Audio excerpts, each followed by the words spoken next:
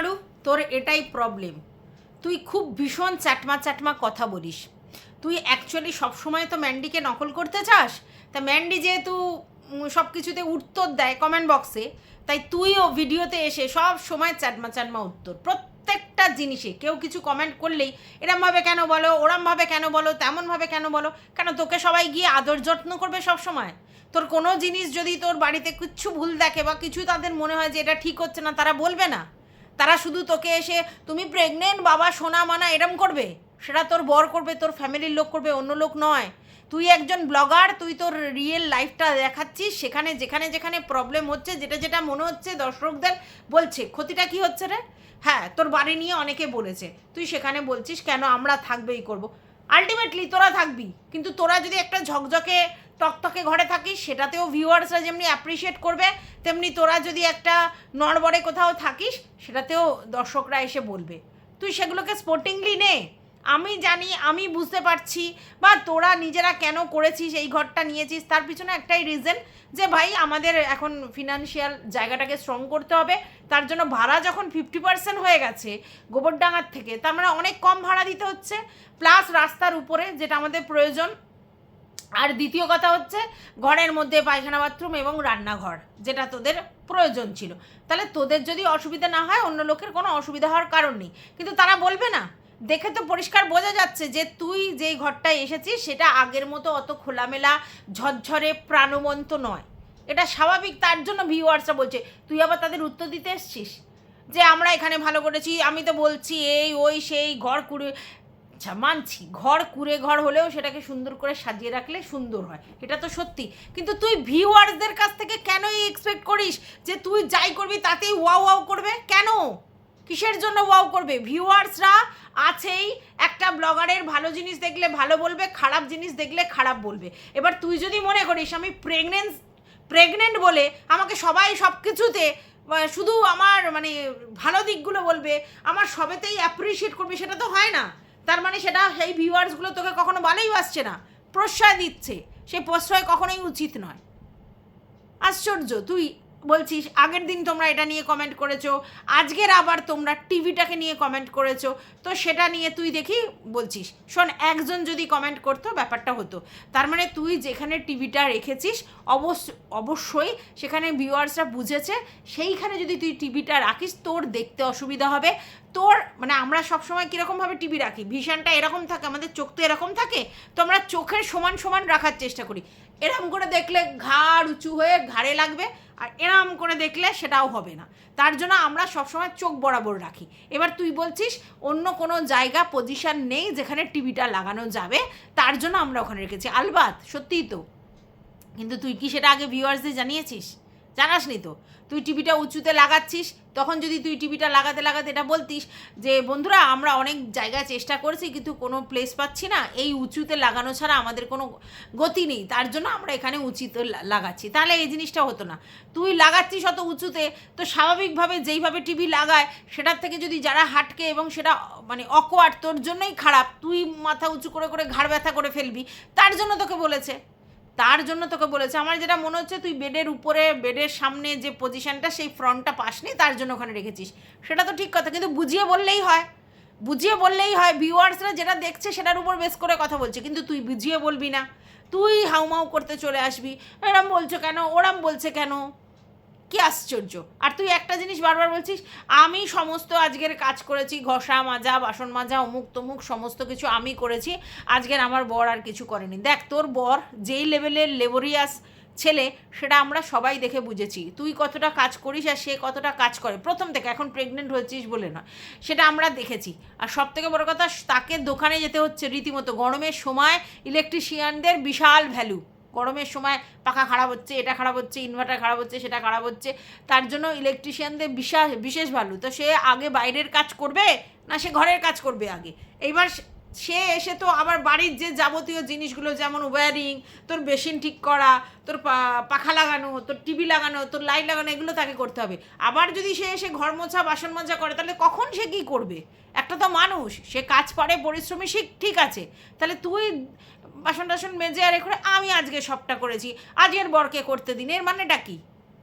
আর কত খাটাবি তাকে দিয়ে? সে যথেষ্ট পরিশ্রম করছে, আর কত খাটাবি? যাই হোক, welcome back to my channel. আশা করছি তোমরা সবাই খুব ভালো আছো, আর আমিও খুব ভালো আছি। নতুন একটা ভিডিওর সাথে আমি রুনার লাইফস্টাইল থেকে। কালকে তুই যেটা করেছিস সেটা কিন্তু ভীষণ নিন্দনীয় কাজ করেছিস। সবাই কিন্তু সেটা নিয়ে প্রচুর টেনশনে পড়ে গেছিলো, ভিউয়ার্স তথা কন্ট্রোভার্সি ক্রিয়েটার সবাই। কেন এরকম অসভ্যতামগুলো করিস রে? কেন করিস? হ্যাঁ, তুই যে রিলসটা বানিয়েছিস এই মুহূর্তে ওই রকম কেঁদে কেটে ওরকম রিলস বানানো মানেটা তুই বুঝিস? লোকে, দর্শকরা যারা তোকে ভালোবাসে তাদের মনে প্যালপিটেশন শুরু হয়, বুঝিস এটা? আমি জানি তুই ওরকমভাবে আগেও ভিডিও করেছিস। না, কান্নাটা তোর ভুল, কান্নাটা তুই করিসনি, আমি এটা কখনো বলবো না, আগের বারেও বলিনি, এবারেও বলছি। কিন্তু কান্নাটা কী কারণে, আর সেটা কেন তুই ক্যামেরাবন্দি করবি? এখন কি এইভাবে রিলসে তুই ভিউজ কামানোর জন্য বসে আছিস? হ্যাঁ, ইমোশনটাকে বেচবার জন্য বসে আছিস? হ্যাঁ, এই তোর কান্না পাচ্ছে, সেটাকে তুই সঙ্গে সঙ্গে সেটা ভিডিও করলি, সেটাকে রিলস বানিয়ে ছেড়ে দিলিস। কীরকম তোর নোংরা মেন্টালিটি হয়েছে রে? হ্যাঁ, এই রিলস বানিয়ে এই চোখের জল দেখিয়ে লোককে কী বোঝাতে চাইছিস? হ্যাঁ, জানিস তুই এটা কতটা ভুল কাজ করেছিস? ভুল নয়, অন্যায় করেছিস, অন্যায় করেছিস। কারণ তোকে নিয়ে যারা চিন্তা করে, তোকে নিয়ে যারা ভাবে, যেসব ভিউয়ার্সরা, তাদেরকে তুই হঠাৎ করে একটা টেনশনে ফেলে দিয়েছিস যে কী এমন হলো যেরকম হাপুজুপু নয়নেও কাঁদছে রিলস বানানোর জন্য, আর ন্যাকামো করার জায়গা পাও না?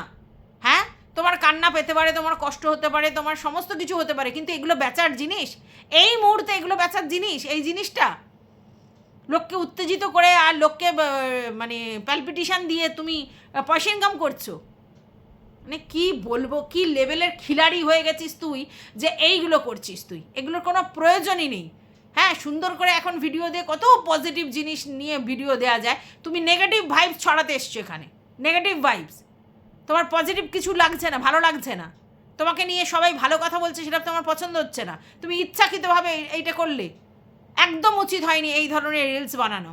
আমি জানি না পম্পম তোকে কী বলেছে, কিন্তু এই ধরনের রিলস বানানো মানে কিন্তু তুই ভুল করছিস। একদমই এই ধরনের রিলস অন্য সময় বানাস ঠিক আছে, কিন্তু এখন তোর পরিস্থিতিটা বুঝতে হবে যে এখন আমি কোন ফেজ দিয়ে যাচ্ছি। এখন যদি আমি এই জিনিসগুলো করি, এগুলো নেগেটিভ ইম্প্যাক্ট, নেগেটিভ এনার্জি। তুই কাকে কি বোঝানোর চেষ্টা করছিস? কার জন্য তোর কষ্ট হচ্ছে সেটা তুই লোক দেখাচ্ছিস? তোর দিদিভাইয়ের জন্যে না তোর মায়ের জন্য? কার জন্য কষ্ট হচ্ছে? হ্যাঁ, আমি জানি এই সময় সবার দরকার হয় লোকজন, হ্যাঁ, একা একা থাকলে বোরিং হয়, তারপরে সেটা তুই বেচবি এইভাবে? মায়ের জন্য মন কেমন হতে পারে? এ সময় মেয়েদের মাকেই বেশি প্রয়োজন হয়, নাকি তোর দিদির জন্য তোর মন কেমন হচ্ছে? ওই পথ ভুলেও মারাস না, ওদের দিকে ভুলেও যাস না, তোর শান্তির জায়গাটা নষ্ট করে দেবে। এখন যেমনি তোর যে ভিউজ হচ্ছে, হয়তো কম হচ্ছে, কন্ট্রোভার্সির মধ্যে নেই বলে, কিন্তু তুই শান্তিতে সুখে আছিস। এখন দেখছিস তো কি হচ্ছে। দুজনের সঙ্গেই যদি তুই আবার নতুন করে জুড়িস, তোর জন্যই সেটা ক্ষতিকর। আর আমার মনে হয় সেখানে নিজের বরকেই তুই ছোট করবি, কারণ এরা তো তোর বরকে নিয়ে কম করেনি। তো এদের সঙ্গে জোড়া মানে নিজেদের কি বলবো, মানসিক জায়গাটার খারাপ করা। একদম এদের সঙ্গে মিশে ওই সখ্যতা করে ভিতরে ঢুকিস না, কারণ যারা একবার তোকে হিউমিলেট করার জন্য, তোকে নষ্ট করার জন্য, তোর চ্যানেল নষ্ট করার জন্য এই লেভেলের করেছে, দুজনকেই বলবো, তাদের সঙ্গে আর মেশার কথা ভাবিসও না, ভাবিসও না, ঠিক আছে? যে নোংরা অকথ্য বাজে কথা বলে তোকে ভিডিও করেছে তোর এগেনস্টে, আর ম্যান্ডি যেভাবে ভিতরে ভিতরে ছকিং করেছে, ছক করে তোকে প্ল্যান প্রোগ্রাম করে তোর মাথা খারাপ করার চেষ্টা করেছে, আর অন্তত এদের সঙ্গে মিশিস না, বুঝেছিস? এর থেকে নিজের লোকেদের সঙ্গে মেশা অনেক ভালো। যাই হোক, তো শ্বশুরবাড়ি থেকে দেখি কচুর শাক পাঠিয়েছে, খুব ভালো হয়েছে, তুই কচুর শাক খেতে ভালোবাসিস, সেটা পাঠিয়েছে, ভালো হয়েছে। আর তুই নিজেও রান্না করেছিস, হ্যাঁ, কলা আলু দিয়ে মাছের ঝোল করেছিস, আর হচ্ছে তোর কী যেন একটা করলি, উচ্ছে ভাজা করেছিস, মনে হয় উচ্ছে ভাজা করেছিস। তো এই সময় গরমে এরকমই খেতে হয়, পাতলা পাতলা, শরীর হজম হয়ে যাবে, আর সেটাতে মানে শরীর খাবার হজম হয়ে যাবে, শরীর তাতে ফিট অ্যান্ড ফাইন থাকবে। আমার মনে হয় খুব ভালো কাজ করেছিস। আর এই যে নিজের হাতে রান্না বান্না করে পরিষ্কার পরিচ্ছন্ন করে খাচ্ছিস, বাড়িতে খাচ্ছিস, এটাই খুব ভালো। এই রাস্তাঘাটের খাবার খাওয়ার এই গরমে একদম না খাওয়া ভালো। প্রচণ্ড প্রবলেম হচ্ছে, সবার শারীরিক অসুস্থতা হচ্ছে, তো সেটা না করাই ভালো। আর বাদ বাকি তুই যেই বেসিনের কথাটা বললি, বেসিন না, ওটা তো সিঙ্ক, তো ওটা পাথরের সিঙ্ক, ওটা অনেক দিনের পুরনো, তো ওর মনে হচ্ছে ওই পাইপ টাইপগুলো জাম হয়ে গেছে অনেক দিন ব্যবহার না করে বা কোনো কিছু, ওই জন্য তোর ওরকম জল আটকে গেছে। আমার মনে হয় ওখানে স্টিলের সিঙ্ক একটা নিয়ে এসে ভালো করে পাইপলাইন ঠিক করে আমার মনে হয় করা ভালো, তাহলে হয়তো ভালো হবে, কারণ ওটা সত্যি অনেক দিনের পুরনো হয়ে গেছে, হয়তো এর জন্যই অসুবিধা হচ্ছে। তো এটা মনে হয় আস্তে আস্তে মানে তোর বর করে দেবে। হ্যাঁ, তোর বড়রও তো বাইরের কাজটা আছে না, সারাক্ষণ তো আর ঘরের মধ্যে লেবার দিলে হবে না। এবার তুই একা থাকিস, স্বাভাবিক, সবেতেই তোর অবস্ট্রাকেল হচ্ছে, তার জন্য তুই এরকম বলছিস যে এটা ঠিক হচ্ছে না, ওটা ঠিক হচ্ছে না। আর একটা তুই যেটা বলেছিস যে এই মুহূর্তে আমি কাজের লোক পাচ্ছি না, একটা কাজের লোক তো রাখতে হবে। হ্যাঁ, অবশ্যই একটা কাজের লোক রাখবি, কারণ তোর পক্ষে এই গরমে এত ভারী মাসে নিজের পক্ষে রান্না করা, বাসন মাজা, ঘর মোছা, কাচা সমস্ত করা সম্ভব নয়। আর যে সেগুলো যদি তুই না করতে পারিস তাহলে তোর বরের জন্য ফেলে রাখবি, সে বাইরে করবে, ঘরে করবে, আবার ঘরের জিনিসপত্র গোছাবে, সমস্ত করা সম্ভব নয়। অতএব এইটা তাড়াতাড়ি খুঁজে একটা লোক রাখা তোর জন্য ভালো। আর তো কটা দিন হয়ে গেলেই তোর এপ্রিল মাস হয়ে যাবে, মে মাস থেকে একটা যাতে লোক ঠিক করতে পারিস যে কিনা তোর বাড়ির কাজগুলোতে তোকে হেল্প করবে, এরকম একটা লোক রেখে দিতে পারিস, ঠিক আছে? আর আমার মনে হয় খুঁজলে তুই পেয়ে যাবি, একটু সময় লাগবে কিন্তু খুঁজলে পেয়ে যাবি, সেটা করা উচিত। আর তোর বরের যদি সময় সুযোগ হয় তারপর আস্তে আস্তে করে গুছিয়ে নেবে। একটা জায়গা থেকে এসেই আর এক জায়গায় বাস করেই 4-5 দিনের মধ্যেই সমস্ত কিছু তো কমপ্লিট হবে না, সেটা তো স্বাভাবিক। আর তোর পক্ষে তো করা সম্ভব হচ্ছে না, তাহলে যেখানের জিনিস সেখানে করাটা খুবই মুশকিল। আর এই যে জামা কাপড় কাচাকুচি বলছিস না, অনেক ঢিপি হয়ে আছে, বারবার কাচতে হবে, এটা খুব স্বাভাবিক। কোনো জায়গা থেকে যখনই আমরা যাব তখন আমার আলনায় যে জামা কাপড়গুলো থাকে বা যেগুলো পরেছি এ করেছি সব তো নোংরা হয়ে যায়, সেগুলো তো ওরকম অবস্থায় পরা যায় না, তো অনেকটাই সেখানে জামা কাপড় বেশি হয়ে যায়, সেগুলো কাচতে কাচতে 3-4 দিন 5 দিন লেগে যায়। একদিনে তো সব হবে না, আস্তে আস্তে ধীরে সুস্থে হবে, বুঝে সুঝে সেরকম কাজ যাতে তোরও দুটো থাকে ওরও দুটো থাকে, তাহলে সুবিধা হবে। তো যাই হোক, এখানে তোদের ওয়াশিং মেশিনটা কোথায় রাখবে সেই প্ল্যানটা করেছি, সেখানেও বোর্ড ফোর্ড করতে হবে। আমি যেটা বুঝলাম ওখানে ইলেকট্রিকের কাজ একেবারেই পড়োঝড়ো হয়ে আছে, এবং তোর বর যেহেতু ইলেকট্রিশিয়ান আর জানে যেহেতু সমস্ত কিছু করে নিতে পারবে, তার জন্য ও খাপে খাপে সবটা করে নেবে। মানে ওয়্যারিং তোদেরকে পুরোই করে নিতে হচ্ছে, মানে প্রথমে ইনভেস্ট করতে হচ্ছে এখানে। তো তুই বলছিলিস যে আর একটা জায়গায় রাখার ব্যাপার হয়েছে, ওইখানে কেন রাখছো? তো এখন টেম্পোরারি ওখানে রেখেছে, কারণ ওই তারফারের জন্য, পরে এটা করবে। হ্যাঁ, লাইট ফাইট লাগালে, ফাঁকা ফাঁকা লাগালে, তারফার লাগালে, ওয়ারিং ফোয়ারিং করলে সমস্ত কিছু ঠিক হয়ে যাবে ঘরদোর। আর আমার মনে হয় যে ঘরের নিচগুলোতে, তোদের মেঝেগুলোতে সব ওই কার্পেটে যে প্লাস্টিকের কার্পেটগুলো আছে ওইগুলো পেতে নিবি, দেখবি সুন্দর দেখতে হয়ে আছে। আর দেয়ালেও কিন্তু মারা যায়, আমি তো ফ্লিপকার্টে দেখেছি প্রচুর দেয়ালের স্টিকার পাওয়া যায়, যেগুলো মারলে কিন্তু ঘরটা একদম ঝকঝকে রংচঙে হয়ে যাবে।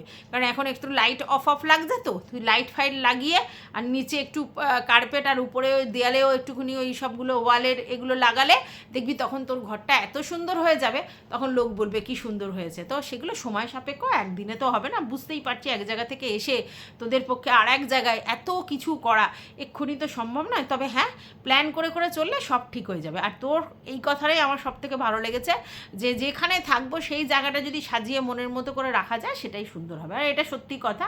তো এটা খুব ভালো, তোর জন্য বুদ্ধিটা হয়েছে, সেটা নেওয়া ভালো। ওদিকে আমাদের ম্যান্ডি দিদি আধা আধুরা ভিডিও করে আধা আধুরা কি করছে, কমেন্ট করছে, এটা বেশ ভালো পন্থা নিয়েছে। না, এটা কিন্তু আমি প্রথম দেখেছি ছোটো মার কাছ থেকে, ঠিক আছে? ছোটো মা কিন্তু আধা ভিডিও করে আর আধা কমেন্ট পড়ে। উনি বলছেন যে উনি প্রায় অনেক বছর ধরেই এটা করে এসছেন। তো যাই হোক, সেটা দেখেছি। তো ছোটো মার থেকে এখন ম্যান্ডি দেখছে যে এটা তো বেশ ভালো, আর বলছে তোমরা বেশ আনন্দ পাও, মানে ভিউয়ার্সরা আনন্দ পায়। হ্যাঁ, তাদের নাম নিয়ে বললে তারা আনন্দ পায়, অ্যাপ্রিসিয়েট করে, এই আমার কমেন্ট পড়েছে, আমার কমেন্ট পড়েছে। আর ম্যান্ডি দেখলে এই সুযোগ, কারণ কম মানে এর ভিডিও দিলে এই যে বলে তোমরা পছন্দ করো না, এটা কিন্তু নয়, অ্যাকচুয়ালি তোমরা পছন্দ করো না করো, ওদের তো ইনকামটা তাহলে সেই লেভেলের হবে না। যদি মানে ভিডিওর লেন্থ ছোট হয়, সবাই তো টিনু নয়, 7 মিনিট, 4 মিনিট, 5 মিনিট সব কিছুর ভিডিও দিয়ে দেয়, ঠিক আছে? ও তো বোকা, ম্যান্ডি ভেরি স্মার্ট গেমার, ঠিক আছে? তো ও জানে যে এই সময় যদি আমি কমেন্টগুলো পড়ে সুন্দর করে ভিডিওগুলো প্রেজেন্ট করি তাহলে কি হবে, আমার ভিডিওর লেন্থও বেড়ে গেল, সুন্দর লাগলো, আর সবাই হলে আমার কমেন্টটা পড়বে বলে পুরো ভিডিওটা দেখলো। টিনু অ্যাকচুয়ালি কি জানো তো, টিনু যদি চেষ্টা করতো যে বুদ্ধি করে চলার, টিনুরও প্রচুর কমেন্ট আসে, সেগুলো পড়ে সুন্দর করে কিন্তু ভিডিও করতে পারে, ভালো কমেন্টও পড়তে পারে, নেগেটিভ কমেন্টও পড়তে পারে, কিন্তু না, Tinu 5 minute 4 minute 7 minute 10 minute video দিয়ে দেয়। Mandy very smart player. তো যাই হোক, সেটাই ম্যান্ডি করছে, লাস্টে কমেন্ট পড়ে ভিডিও দিচ্ছে। হ্যাঁ, আর সবাই ওর বোঁটা নিয়ে বলেছে, আরে ঢ্যাঁড়সের বোঁটা নিয়ে বলছে, যারা যারা ঢ্যাঁড়সের বোঁটা খাওনি তারা ঢ্যাঁড়সের বোঁটা খেয়ে দেখবে কত সুন্দর টেস্টি। ভাই বুঝলুম ঢ্যাঁড়সের বোঁটা খুব টেস্টি। তো তুমি যদি বোঁটা খেতে ভালোবাসো তাহলে তোমার কি করা উচিত, ঢ্যাঁড়সের বোঁটা পিছন বাদ দিয়ে সেগুলো আলাদা করে সিদ্ধ করা উচিত বাটিতে করে, ঠিক আছে? সেগুলো নিজের জন্য খাও, কিন্তু সবজি সুন্দর করে কেটে তবেই রান্না করতে হয়, তবেই দেখতে ভালো লাগে। যাই হোক, এখন ও একটা কথা বলেছে যে গরমে রান্না করতে ইচ্ছা করছে না, যা আমি রান্না করব মাছ মাংস ডিম রাত্রিবেলা করব, আর সকালবেলা হচ্ছে তোমার ওই ভাতে ভাত এক ভাত এরম করে করব। এটা খুব বুদ্ধিমানে কাজ করেছে, কেন সত্যি কথা বলছি, আগুনের কাছে গেলে পুরো ঝলসে যাচ্ছি।